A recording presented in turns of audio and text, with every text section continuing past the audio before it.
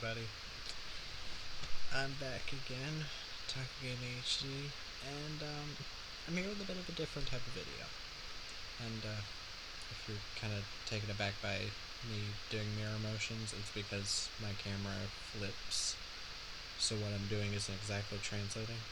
I might be thinking I'm pointing here, but I'm actually pointing here, that kind of thing.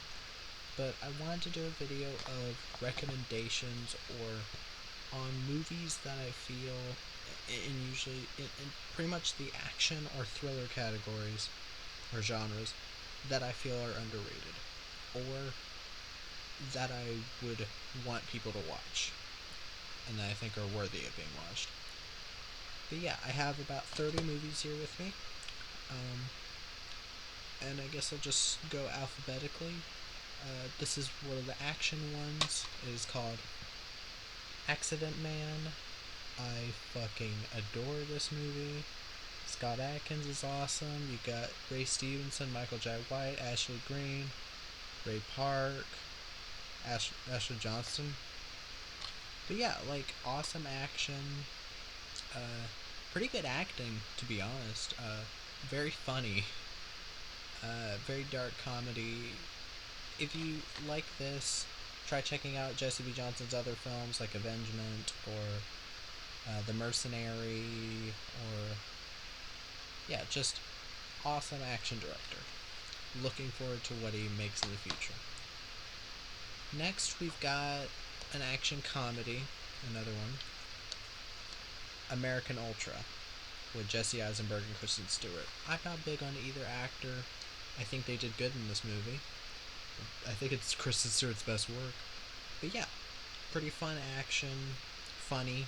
I thought it was fucking hilarious. And Topher Grace was fun in it. So was Connie Britton. Just a fun movie. Do not watch the trailer. The trailer is a piece of shit. It like literally re-edits parts of the movie and makes them look less funny. I can kind of see why this movie didn't do that well, money-wise, but like, yeah, definitely worth a watch.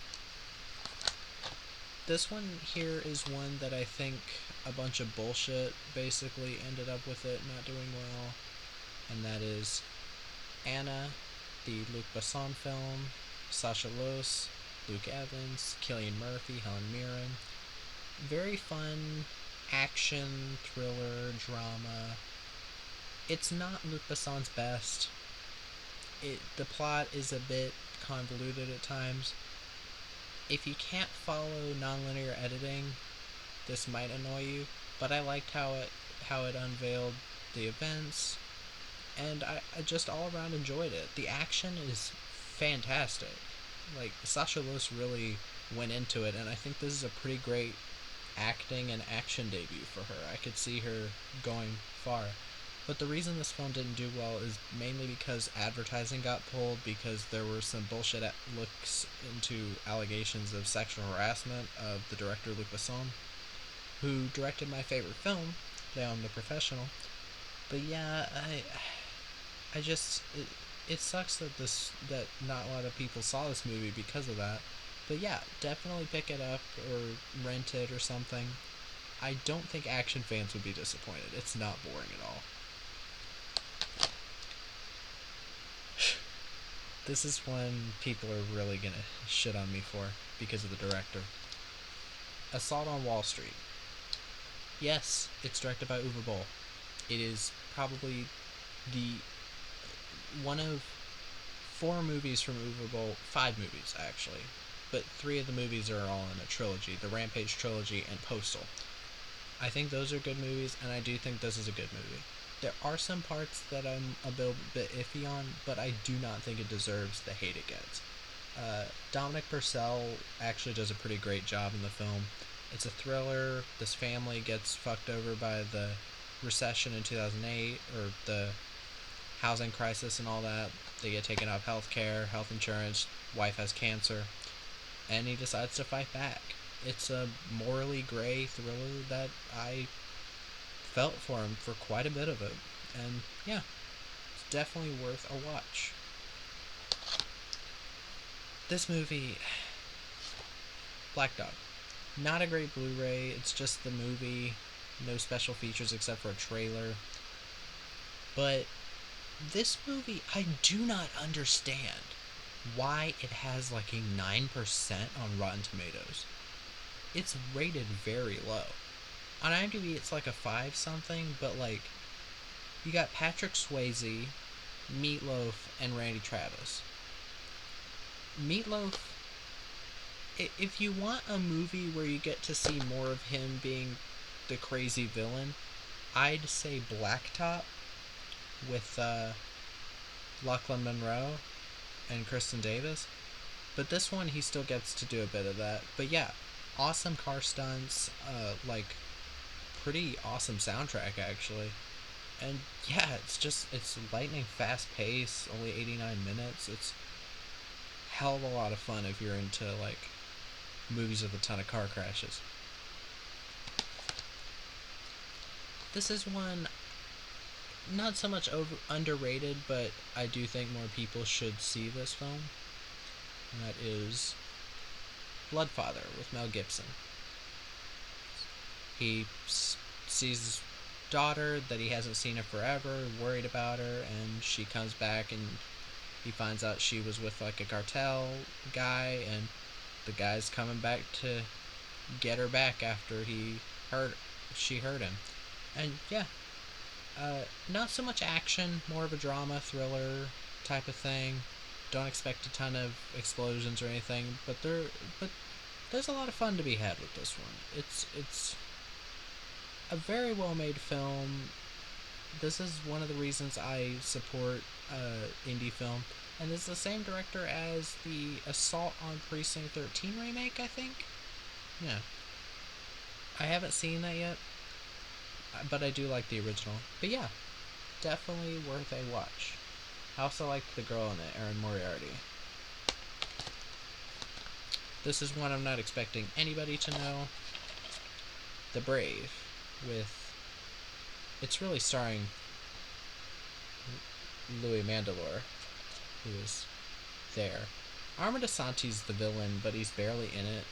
I'm guessing they put him at the forefront to sell the movie easier, but yeah, this is a film directed by William Kaufman, who's directed quite a few movies like this, direct-to-video movies that are more they're action-packed for the most part, but they're trying to be more realistic, as in like using real guns with real blanks and more tactical action than just in-your-face action. And this movie does that well. The budget was only like 1.5 million or 2 million. This movie is pretty fucking packed with action. There is some meh CG blood at times, but yeah, pretty decent acting, pretty fun all around, and now you can't see this, but it's got this guy who is one of the villains in Kingdom of the Crystal Skull. You won't be able to see him, but Yuri Kusenko, I think, is his name. But yeah, fun time. This is one I recently did a review on, Bushwick, and yeah, not much more I can say about it. Fun action. The one-take gimmick works well in it. I don't want to spoil anymore because, to be honest, there's a lot to spoil. But yeah, don't look up anything about it, just watch it. It's only an hour and 34 minutes. You can find it on streaming services, but like, I wanted to have the Blu-ray because I want to preserve this film. This is one a lot of people are going to disagree with me on being underrated. Chaos, with Jason Statham, Ryan Phillippe, and Wesley Snipes.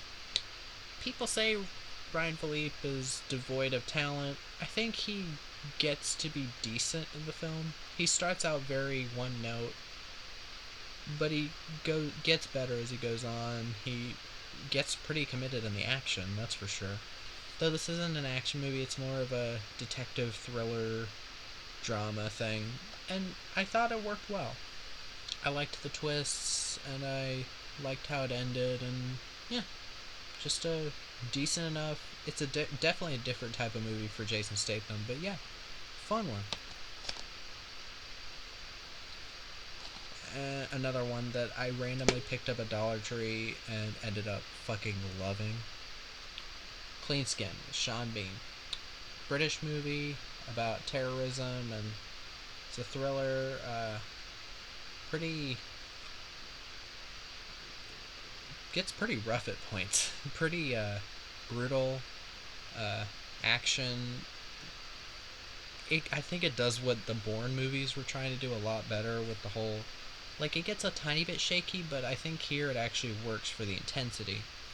But yeah, it's one where you see the story from the perspective of the good guy and the bad guy, and it's a very interesting one. I'd suggest this to people looking for an interesting thriller. And we got one of the newer movies, Dangerous. Yes, you see Mel Gibson on a movie nowadays, you might think it's a piece of trash. This one is not. I don't understand the bad reviews for this one.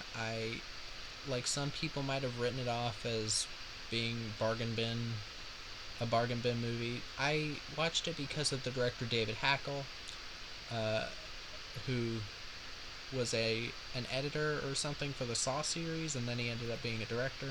I do want to check out more of his films. He did a pretty decent Gina Carano movie, Daughter of the Wolf. But yeah, Scott Eastwood, Kevin Durand, Famke Janssen, Tyrese Gibson, and Mel Gibson. No relation. But yeah, Tyrese Gibson and Famke Janssen could be taken out of the movie entirely, but Scott Eastwood really does show that he can act. He plays a very believable sociopath in this, and I think he makes the movie worth watching. But yeah, there's some fun action in it too. But yeah, I think people are a bit too hard on these movies. This is one that got a lot of hate. The Desperate Hour. Thriller. Yes, it was filmed during COVID. Yes, it's really short. It's 84 minutes with credits. So it's about 79 without credits. But it's really fast paced. Like, just because it's a one woman show for most of it, or one man, whatever, that makes it bad? No. There's plenty of movies with one or two people for most of it. What is Red Eye trash with Rachel McAdams and Cillian Murphy? Like, I don't understand people sometimes. Yes, there's some dumb parts. There's dumb parts to every thriller. That's the point. You're gonna have dumb parts of every thriller. But yeah, this is a very, like, pulse-pounding thriller. I do not get the hate at all. I really clicked with it, especially with some of the themes that they touch on during the school shooting that happens. And yeah, I felt for the character quite a bit. Go figure.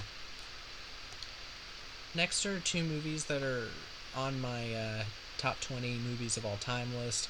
It is subject to change at any time. Dragged Across Concrete. I saw this after I saw Brawl in Cell Block 99. Love that movie. I think this is my favorite S. Craig Zoller film so far. I love this director. Yes, the movie is an hour and 38 minutes long. Or, excuse me, 2 hours and 38 minutes long. My bad. Yes, it is long.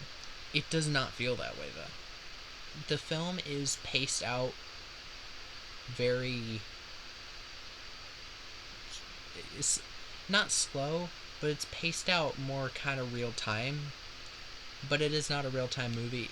It more takes its time in order to get you hooked with the tension. And yes, this is a tense movie, not an action packed movie, but the violence is really real feeling in this one. Even if it's not the most, like, gory movie, it feels very like you feel alongside these characters. It's not the best movie ever, but I do think this is a movie that the people who hate it and say that it's, like, for Trump supporters or something like that, I don't know what they're fucking talking about. And saying it's racist, it's not. Stop this shit. And this one, another one that's on my top 20. Edge of Darkness. Yes, I know, it's just another Mel Gibson movie. Many people have said it. They've said, oh, other movies have done this. I fucking loved this movie. I think that this movie does the whole slow build to an epic climax very, very fucking well. And I thought Mel Gibson was fantastic. The Boston accent bothers some people. It did not bother me. I've known people from Boston. It was good enough.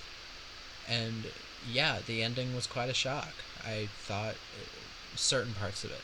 And yeah, it's a very relevant story nowadays with the whole like toxic waste dumps and the, I'm not trying to say like environmental stuff, but like people getting sick on the job and all that. But yeah, this is a pretty, it's a tearjerker for me. This is one I had wanted the Blu-ray for so long, and then I got it, and I was so fucking happy. Everly. People have said Salma Hayek sucks as an actress. I beg to differ. I think she was fantastic in this for what she needed to do. I bought her as this mother character who's trying to get back to her home after being basically a sex slave, and she kicks ass in the film. She really does. She is super badass. And this movie's budget was around 2-ish million, I'm guessing. There's not much up about it. Joe Lynch's other film, Mayhem, I do also really recommend that too to fans of like horror action or just action in general. But yeah, that movie was 2 million and that was astounding. This might have been a little less, but yeah. Other than a couple of noticeable CG effects, it didn't really take me out of it, and I think this is a fantastic action movie. This is a controversial pick. Firestarter. Some people think this is nothing like the story. They think it's boring. I don't think so. I think the second act is a well-needed setup. That's why I think the remake is going to be really bad. I haven't seen it yet. I'm going to maybe watch the sequel, which was a sci-fi miniseries, but I don't know yet. But the remake apparently skips the whole lab part and just gets to the third act, which I think is a fucking mistake. I think they blew their load with that, or are going to, because I haven't seen it yet. But this film, fantastic practical effects. Drew Barrymore's pretty great in the film, especially given her really young age. George C. Scott is fantastic.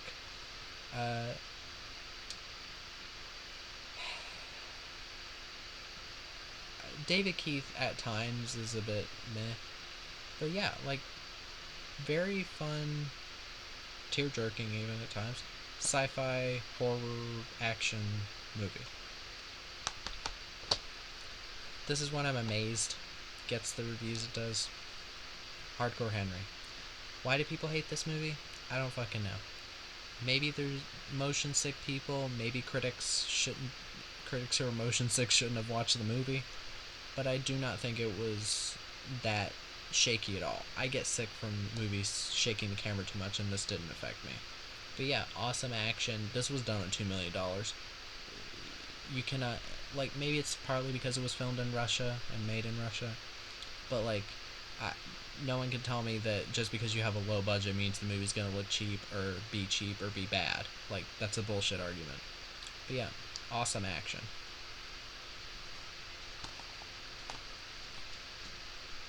This one I wouldn't call a masterpiece. I'd more say it's fun and funny. The Hunt. Yes, you heard about the controversy. The whole Trump saw the trailer and thought it was bad. What or like against him. They re-edited some of the movie and re-edited the trailer, re-edited the poster. School shootings happened around then or some shit, and they delayed it to the next year, to my birth month. And yeah, I ended up really enjoying it. I thought Betty Gilpin was awesome, and I hope to see her in other action films or action TV shows. Hilary Swank was supposed to be a surprise. It's supposed to be a surprise later in the movie that she's the villain, but and there's a big reveal in the third act. That's not a spoiler. They spoil that in the poster. Even here they say Betty Gilpin, and on the right is Hilary Swank. But yeah, um, fun movie, fun action, very violent, and yeah, the political message. Well, not even really a message. The political stuff in it didn't annoy me. I thought it was more funny that they made fun of both sides, conservatives and liberals, Republican, Democrat. But yeah, fun movie. Another one that people, when it came out, were very, I won't say mean, but not very nice about. The Informer.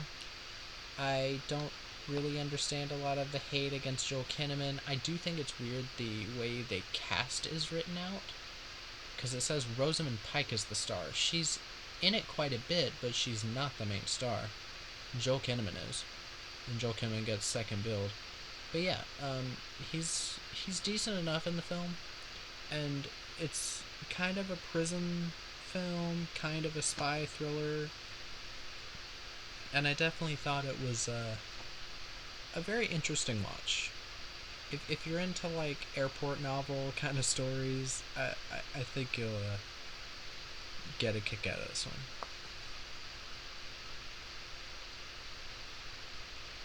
Actually, give me a second.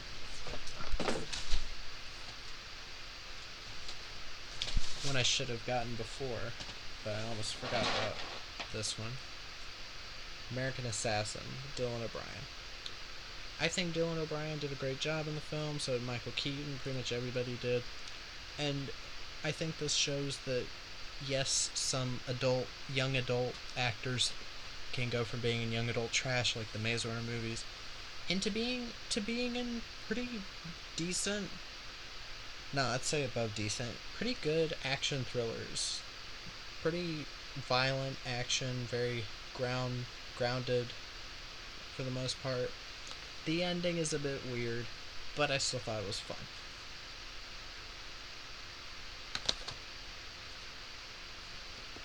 This is gonna be a little mini rant. Kidnap and Kidnap. You see a difference with these? This one is the Canadian Blu-ray. This is the American Blu-ray put out by Universal. This one was put out by Entertainment One, which I do like Entertainment One's releases. One of the big difference between these, the American version is an hour and 22 minutes. The Canadian version is an hour and 35 minutes. How long was this movie when it was in theaters? An hour and 35 minutes. None of these say anything about a different type of cut. Why is this a thing?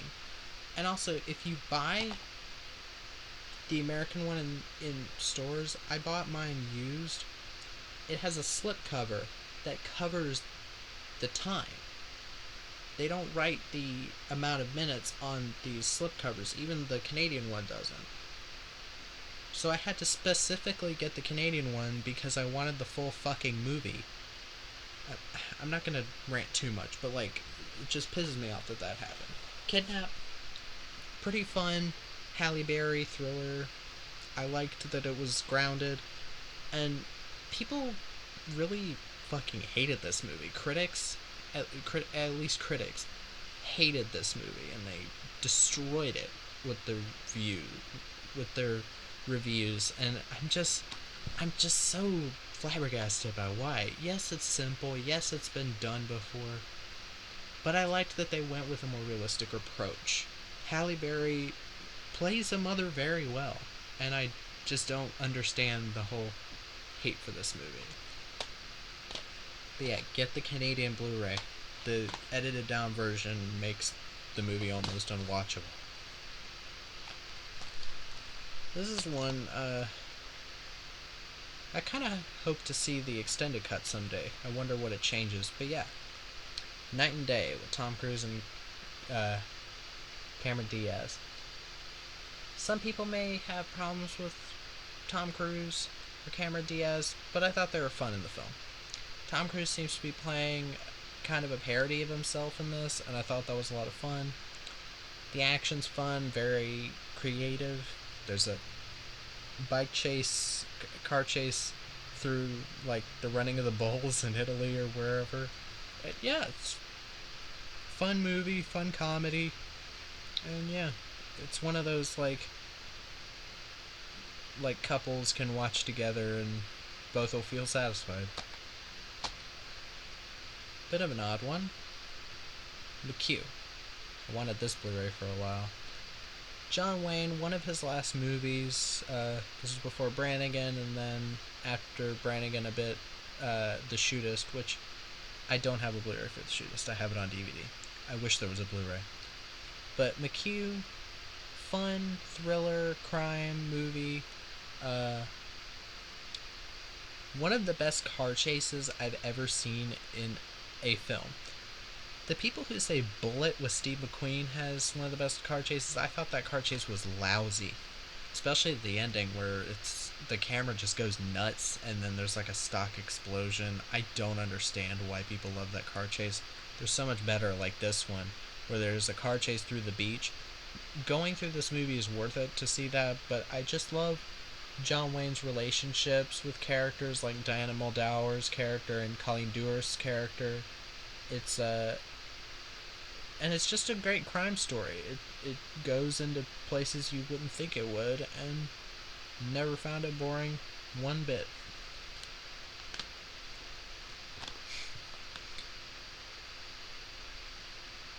I don't think this is a terrific movie like the quote says on the back, but it's definitely a fun one. MI5, or Spooks the Greater Good, because it's a movie continuation or movie spin-off of the British spy series Spooks, or MI5 as it's called here, I guess. But yeah, this is a fun spy thriller. It doesn't do anything really that special or new. I'm more amazed that a movie that looks as professional as this does was made for 1.1 million. And I think that's all up to the director Bharat Naluri, who directed Killing Time, kind of a lost movie from '98, where the budget, he seems to know how to stretch a budget, that's for sure. I do want to see his other films, like The Man Who Invented Christmas, I think, and Ms. Pettigrew Lives for a Day. I do want to see those other films, but yeah. Got Kit Harington, Peter Firth from the show, Jennifer Eel, Elias Gabriel.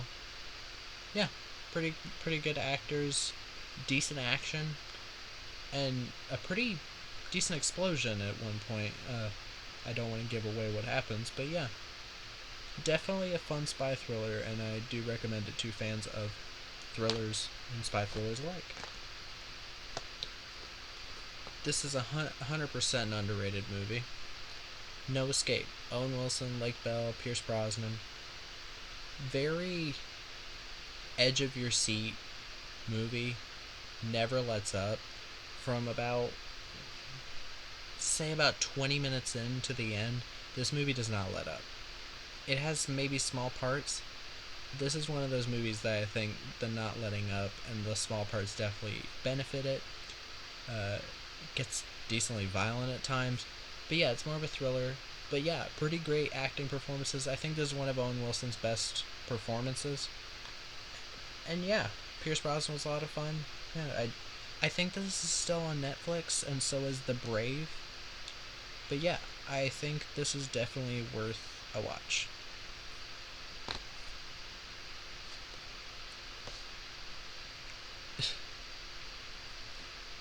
Peppermint. This is one that got hated on again from the director of Taken. That's what it says on there. Also the director of District B13, French film. And I don't understand the hate for this one. I thought Jennifer Garner killed the role. I thought the action doesn't quick cut every half a second. It's pretty brutal at times. She shoots someone's foot off with a shotgun. Pretty metal stuff. Yes, it's basically Death Wish, but a woman. Who cares? A good revenge film is a good revenge film. I just don't really get the hate. And the people saying that's racist because they're saying these reviewers call it racist, and they question the politics because she goes after the cartel who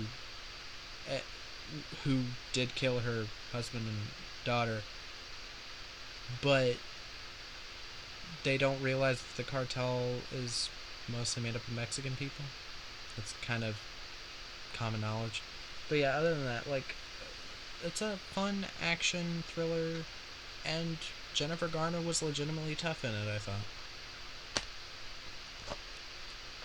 This is more of a thriller, murder mystery kind of thing, but uh, I think it's one of Jean-Claude Van Damme's best acting roles.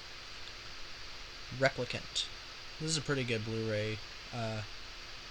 The only real there's a commentary with Jean-Claude Van Damme and Michael Rooker, which I haven't listened to. I don't listen to many commentaries. And there's deleted scenes, and the deleted scenes are like an hour and a half. This movie is already an hour and 40 minutes. So, like, were they trying to make like an epic here? But yeah, Jean-Claude Van Damme plays a dual role for the third time since like maximum risk and double impact, and then this. And he plays a killer, and they replicate him as as a another as a replicant. Excuse me. And yeah, it's Michael Rooker was pretty fun in the film. It's a movie about them trying to find the killer, and Van Damme was pretty fucking scary as the killer. I definitely recommend watching this. Another movie that got a massive amount of hate when it came out. I'm guessing due to inaccuracies from the book, but even without reading the book yet, I do have it over there. The Rhythm Section. I thought it was fantastic. I don't understand the hate for it. I thought Blake Lively did the role well, and people that say that, oh, she sucks as an assassin, it's bad casting, that's kind of meant to be that way. She's just starting out as an assassin. Is it more realistic for a female character to like stumble when she starts out as an assassin and she's never killed anybody before? Like, I don't understand these people. Jude Law's not in it that much. He's in it at least 30 minutes, I think. But yeah, it's not an action thriller. It says the action-packed thriller from the producers of James Bond. It's more of a character journey, and a thriller. But yeah, it does have some moments of fun action. But yeah, definitely recommend this. I think this is on Amazon Prime. Almost done here. Skin Trade. Dolph Lundgren and Tony Jaa. I think this is the last good Dolph Lundgren movie. Or last great Dolph Lundgren movie. But yeah, I wish I could get rid of this voodoo thing, but it's stuck there. But yeah, it's a magnet release, which means you get plenty of features. Pretty great video quality. And yeah, you got Dolph Lundgren, Tony Jaa, Michael Jai White, Selena Jade, Peter Weller, Ron Perlman. Peter Weller's only in it for about a scene. But just a lot of fun action. It's about human trafficking, and I found that very interesting. And yeah, it's a real like action-packed joyride, and it's pretty violent in quite a few places. I hope this Ikechai Wickromthum does more action films. This is a thriller, Violet and Daisy, from the writer, written and directed by Jeffrey Fletcher, who wrote Precious, which I hate. Precious. I'm sorry, I hate it. It has nothing to do with the fact that the main character is black. I just think that movie is just depressing for the sake of being depressing, and I hate movies like that.